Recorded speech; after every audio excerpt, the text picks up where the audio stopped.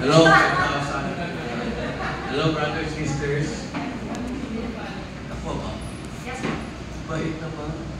When I ask kasi brother, wala pala siya, to magnify our, Mother Mary. Alam niyo naman, Maria. So, just... Yes. Hindi. As you know, we've been together with the Evergreen Pilgrimage. Taas ang kamay ng mga aming mga pilgrimages. Torres, De La Cruz, and Soriano. Ay, nako. Yes. Kaya galing na po namin at nakipakit kami doon. Oo, mabang soya. So, ay, sandali.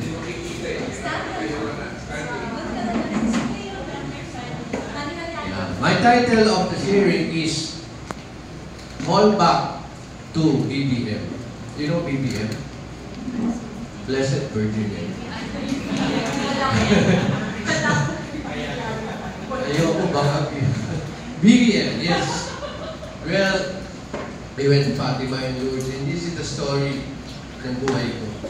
Because it's the birthday of Mary. Every time Mary's birthday, I have to share. Yan ang pangako ko si Margarita Maria. Well, preaching in Fatima, I went there, we saw Cardinal, we asked Cardinal Sendo, he said, when you come to Fatima to be purified, we come to be changed from listless, lukewarm Catholics into fervent apostles. From Fatima, we should depart by another way, renewed and transformed. Sabi rin ni Padre Pio, nagaling kami doon. Sa pilgrimage, leisure trips are worthless. But pilgrim. So in every pilgrim, we get so many opportunities to make small, medium, big sacrifices.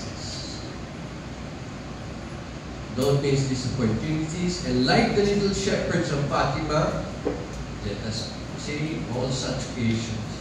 Oh my Jesus, it is for the love for you, for the conversion of sinners, and in the reparation for the sins committed against the Immaculate Heart of Mary.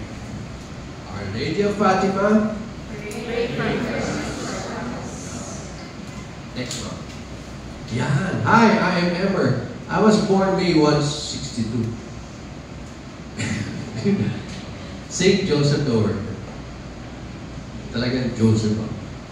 And you know, these are my true love, the Blessed Virgin, the Holy Family. Kaya ba labor? Oo.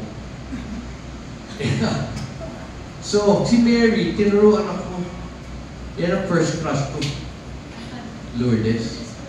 Lourdes school ako eh. Accept bonum. Accept bonum. Yes, Paxet Bono, brother. She was my first crush. And then we went to New Manila. Yan ang second ko, Mount Carmel. And that's my beautiful mom, Rosie, Ate Rosie. So ang natutulong ko kay Mary, he lived the virtue of hope. Remember, when sinabi sa kanya, may baby ka ba? She welcomed the babe in the Messiah in her. Obedience, no? Next one.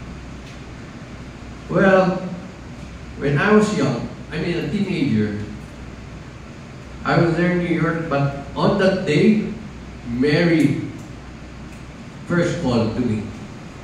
I was reading newspaper. Boom! A bullet shot Pope John Paul. I was there on TV. That was 13th of May 1981. And you know guys, 64 years earlier, 1970, at the same hour, 5 p.m., the first apparition. So who saved the bullet? It's the lady who saved the bullet. That's the second message, di ba? Hindi natuloy. The bishop dressed in white to be. So, and on that day, May 13 also. Ay nako. Together with 29, Mary the Queen. May 13, may concert po kami, right, member. For the new members, Fatima Day, GK for GK. Our band leader was suddenly heard in our top 10 time. Right? So I was sent by the Mama Mary to be the technical director. And yes, what I learned on that night of Pentecost, when he ascended to heaven, Mary was ready again with hope, with the Holy Spirit in Pentecost. And now, last July 2021, my fervent wish to go back. We were ready, we went to Fatima, and then we saw all the miracles here.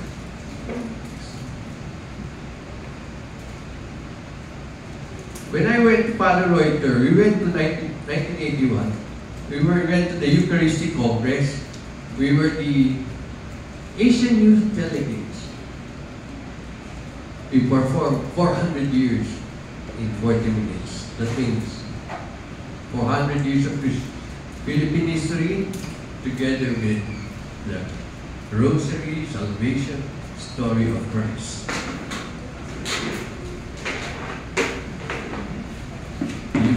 This is Red Room. We learned there that the sickness of the world is not over. And he said, Lord is the only place where the sick who come from all over the world, served by their brothers who are healthy, always occupy the front row. Alam niyo sa Fatima, lahat ng may sakit, tinutulak ng mga eme, walang sakit. Di ba? May lahat. Tao.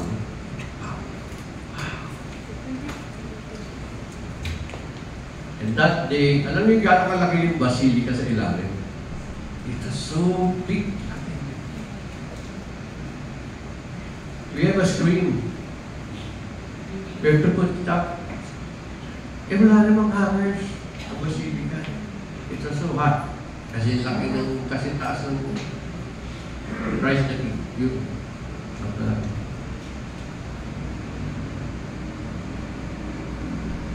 But Father Lloyd taught us diligence and the power of prayer of Mary again. Pinura yung mga tables doon. Tuloy-tuloy. 2 stars.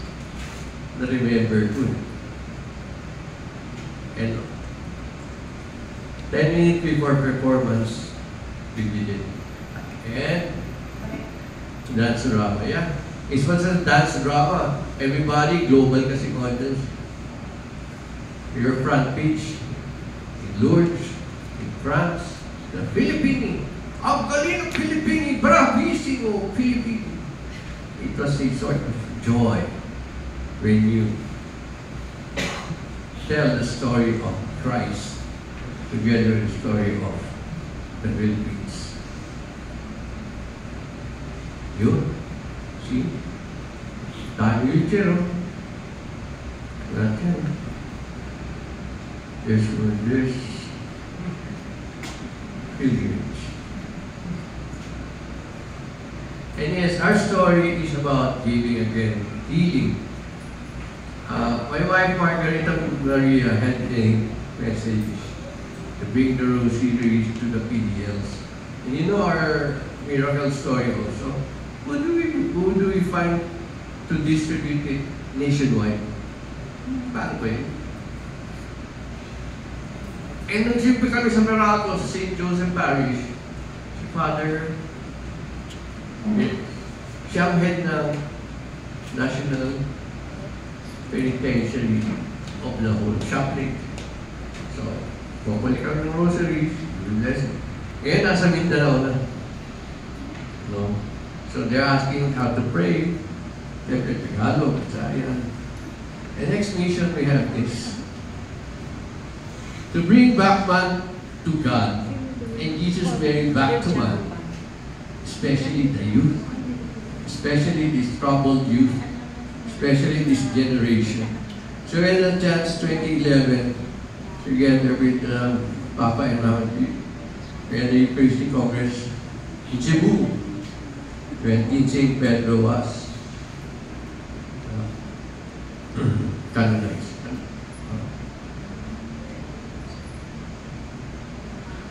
I was always the devil. Devil and rule. Yes.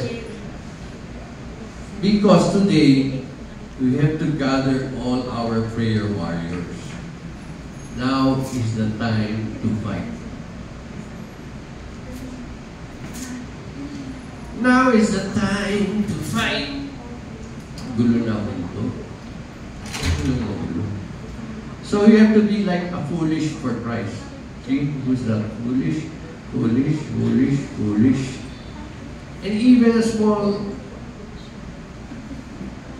may bunso, girl, ginawa ko Jesus Christ. Oh, Christ, dati, ano ba sila 20? Oh, it was big. All my family. Sige, sama kayo. Because yun na natutunan ko primarily, you have to perform. You have to showcase. You have to magnify the Lord. Even in show business, sabi ko,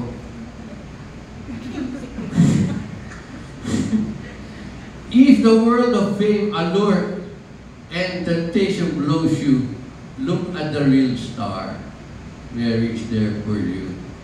When Father Reuter was alive, he said to me, Ever, your spirit is an entertainer, but try to share God's talent, but be careful with your soul. Okay? So we had to show this my era before. The Kuya Randy, the Stinky Tan, Dennis, Joe. Now we're all retired babaero. Yeah? Nagkita-kita kami. Family na lang. Boy band. Ha? Boy band. Ako, bibiyak na YouTube. Bata. 1987, yung those days basta. We concert, we sing, we entertain, everything. Pwede ginagawa ni William na Villame, yun. No. Willie was a drummer. We were the Howie Boys. Yeah. Next na. Ito, alam ko si Maricel. Wala. Hello. Yan si Maricel Soriano. Pag niya sabihin, umakit ng bahay ko yan. Hinahanap si Randy, ginibak cake ko niya. Kaya may kasalanan sa akin yan. Ito talaga. Automated. Luwayas kasi. And up to now, I'm showcasing Mary during her birthday, even in the radio. Sabi sa akin ng DGR, you're not Catholic. I don't care.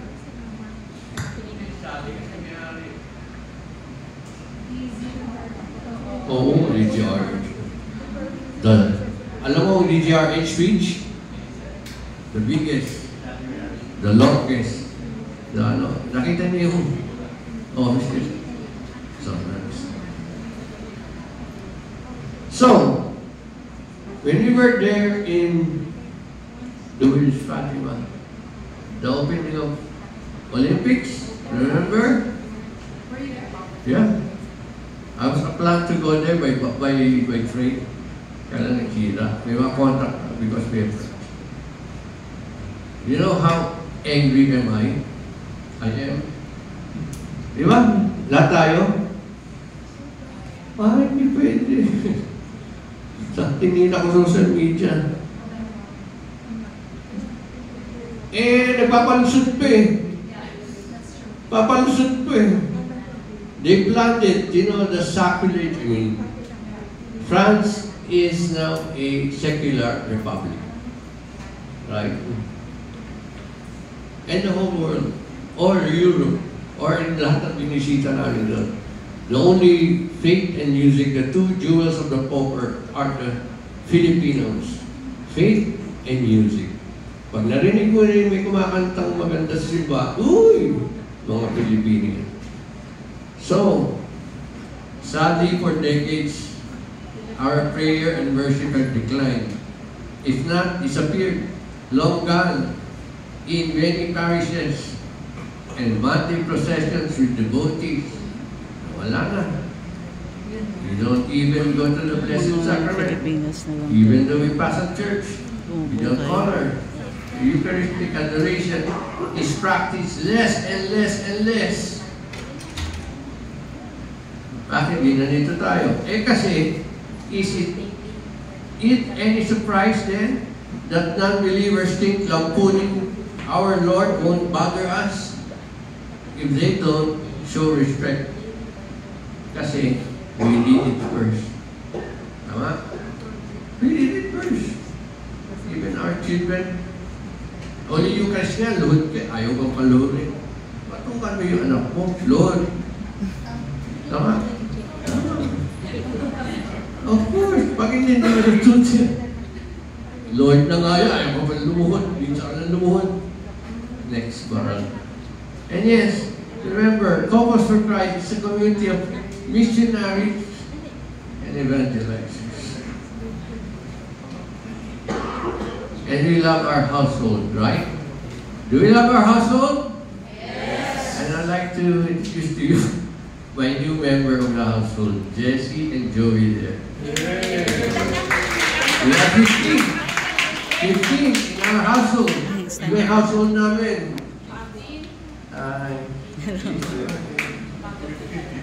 Merong byuda, merong byudo, merong medyo,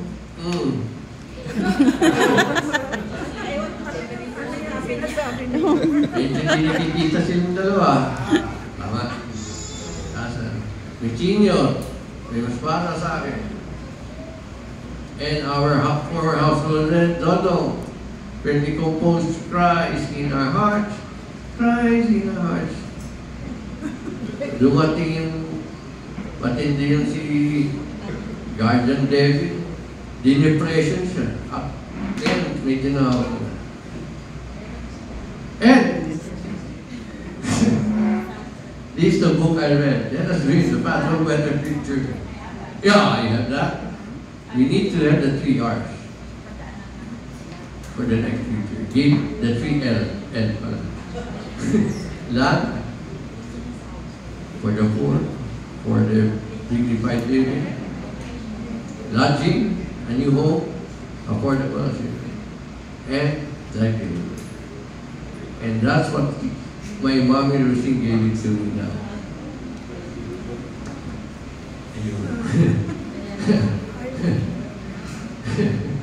We have a few land, naging rice land, nadaanan ng bypass, and that's our working today because 1,200 beneficiaries is about to have a new line.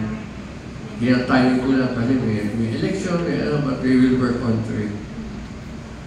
Rosine, that's my mom. To rise one San Isidro new generation. And of course, we will have a rosary chapel space so that the new generation will know the story of Christ and the Holy Family. Today, and we have a book. Those who have Marian stories, can you please submit it to me? Every year, September 8, or book 8 na kami, book 8 na kami. The stories, your stories, beautiful stories. Pinapublish. And this is our conclusion. We give thanks to my God at every remembrance of you, praying always with joy in every prayer for all of you, because of your partnership with the gospel from the first day until now. I am confident of this, that the one who began a good work in you will continue to complete it until the day of Christ Jesus. Philippians 1, verse 3. 4. Joyful thanksgiving. Copos for Christ. Our community is grown in numbers. Libre tayo ngayon. We have no borders. With this in mind, it is just right to look back with grateful hearts for God's endless faithfulness to us. We have to take joy because we have a renewed spirit We were called to rise from our own paralysis and start anew with our own lives. Hindi tayo nabunod isa pero sa pandemya. We are alive. With that, we remember beholding in our hearts the dream, our in God's favor, which means finding in God's embrace in Him alone. Yes, we become servants and we become the light. We are called to be a servant and to be a light to the world. And today, thank you Lord, this October 16, 30th na kami ni Aunt Curtis.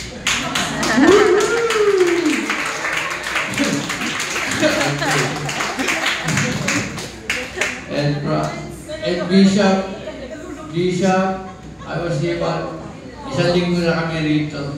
Kanina natin namin. Ay, naku. Bakit? Ano to? Okay. And truly enough, we are thankful for this. And may tatlong Maria na binigay ni Inang Maria is Mary John, Fatima, Lourdes, Mary John. Emira, Nicole, Mary John. All graduated, no more tuition fee. Yay! And the final blow is happy birthday, Margarita Maria, Fatima, and Lourdes, all into one, gave me, when I went up to Manawag, Pangasinan to find the perfect wife, she gave me.